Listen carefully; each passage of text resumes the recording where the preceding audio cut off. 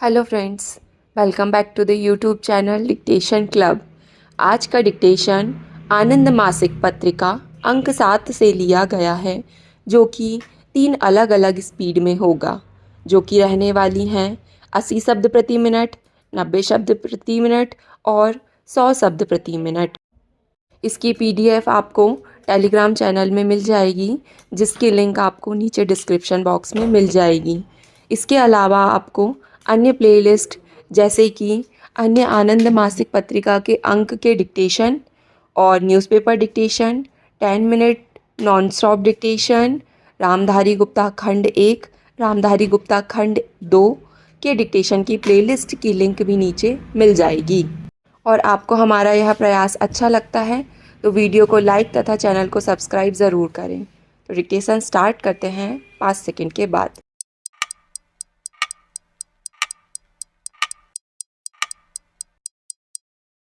Start.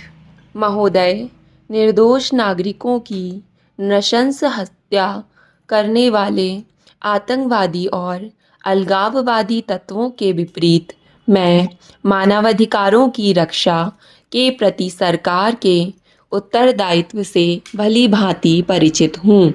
वास्तव में इस बैठक में शायद वे परिसीमाएं तय की जानी चाहिए जो राष्ट्रीय अखंडता की रक्षा और मानवाधिकारों के प्रति सम्मान के बीच सामंजस्य स्थापित करती हैं। भारत इस प्रयास पर चर्चा करने और इसमें योगदान करने के लिए हमेशा तत्पर है। इस बात पर भी ध्यान देना ज़रूरी है कि मानवाधिकारों की विषय वस्तु और प्रकृति विभिन्न समाजों की सामाजिक, पारंपरिक और सांस्कृतिक शक्तियों द्वारा निर्धारित होती है।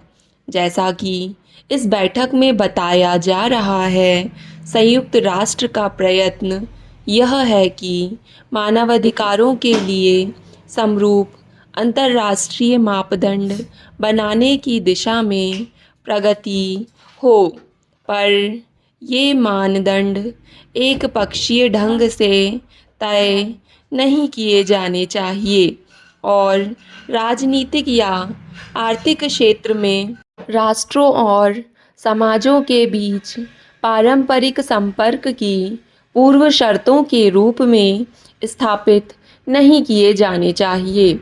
एक न्यायपूर्ण विश्व आर्थिक व्यवस्था के निर्माण के लिए हमें प्रयास करना चाहिए और राष्ट्रों को मानवाधिकारों के व्यापक मानदंडों की ओर अग्रसर होने के लिए प्रेरित किया जाना चाहिए। विभिन्न नेताओं ने परमाणु अस्त्रों के प्रसार से विश्व शांति और सुरक्षा के लिए उत्पन्न हुए संकट के बारे में जो चिंता व्यक्त की है, हम उससे पूरी तरह सहमत हैं। आज अंतर्राष्ट्रीय सुरक्षा का एक और पहलू यह है कि परमाणु अस्त्रों के भंडार पर से नियंत्रण समाप्त होने की संभावना पैदा हो गई है। अब संकट यह नहीं है कि परमाणु अस्त्र निर्माण की कगार पर पहुँचे कुछ मुट्ठी भर देश इस तरह के हथियार प्राप्त कर लेंगे, बल्कि यह है कि तैयार परमाणु हथियार विभिन्न तरीके से अनियमित ढंग से सारे विश्व में फैल जाएंगे। इस तरह प्रसार का मुद्दा अब एक नया भयावह रूप ले चुका है।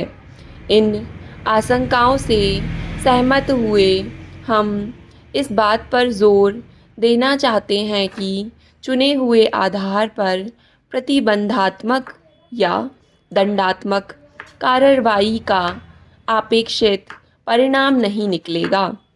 इस मुद्दे से संबंधित विचार विमर्श में बेचैनी और तात्कालिकता का पुट इसलिए आ रहा है कि यह समस्या कुछ खास परमाणु हथियार संपन्न देशों की ना होकर सारे विश्व की हो गई है। इस भयावह परिदृश्य में तकनीकी नियंत्रण या कोई क्षेत्रीय व्यवस्था पर्याप्त नहीं होगी।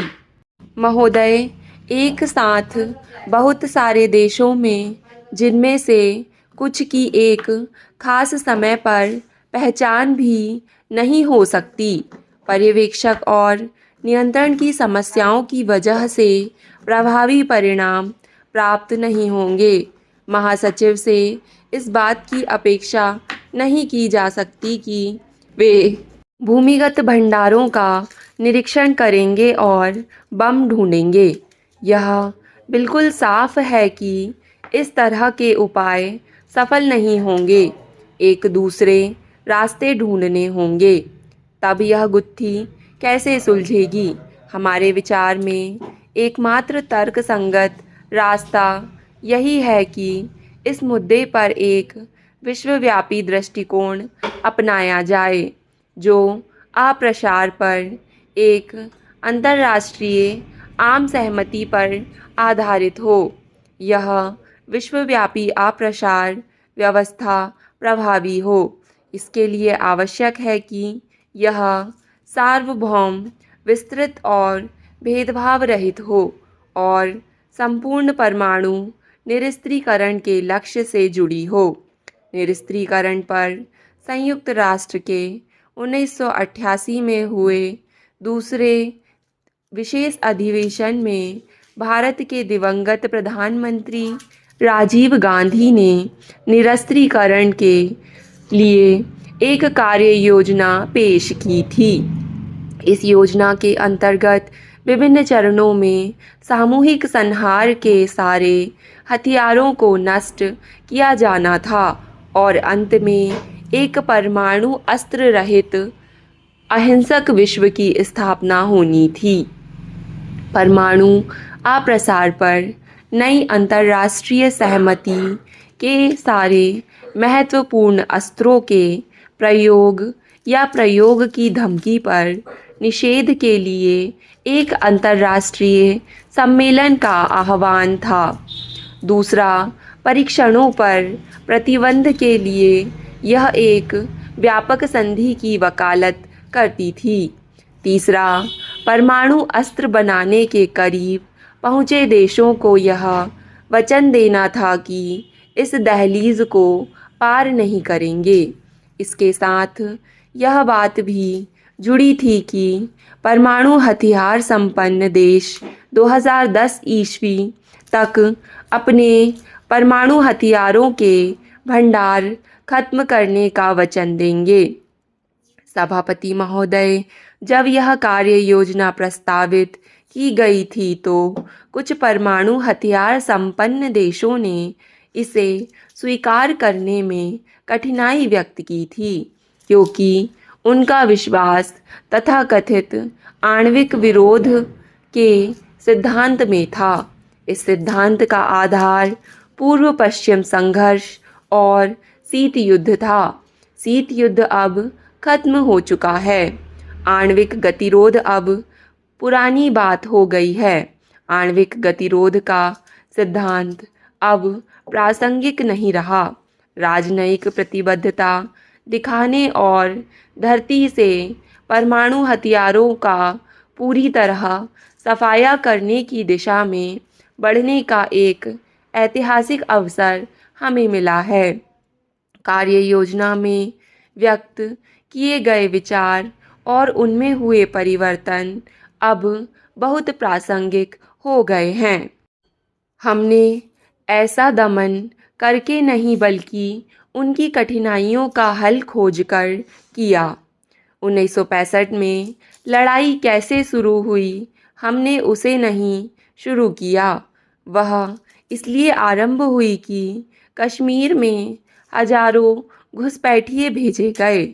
उन्हें अपने प्रचार पर विश्वास है कि कश्मीर के लोग भारत के साथ नहीं हैं तथा स्थानीय निवासी उनकी मदद करेंगे, लेकिन यह सही नहीं था, इसलिए उनका पासा गलत पड़ा। सामान्य लोगों ने, चाहे वे किसान रहे हों या घुमंतू कबीलों वाले लोग, तुरंत परिस्थिति का मुकाबला किया और उन्हीं की सहायता व समर्थन से हम स्थिति पर काबू पा सके। पहले वहाँ हमारी कोई सेनाएं नहीं थीं। 1962 के चीनी हमले के बाद से हमारी सभी फौजें पूर्वी सीमा पर तैनात थीं। मैं इस तथ्य को उदाहरण के रूप में रख रही हूँ। वे इस बार भी वैसा ही करने की कोशिश में हैं। हमें कश्मीर से सूचना मिली है कि वहाँ कुछ घुसपैठिए आए हैं और हम उनसे निपटने के लिए पूरी तरह सक्षम हैं। लड़ाई का मतलब सिर्फ इतना नहीं कि फौजें आमने सामने खड़ी हों। सीमा पर गड़बड़ी फैलाने का कार्य भी आक्रमण ही है। स्टॉप।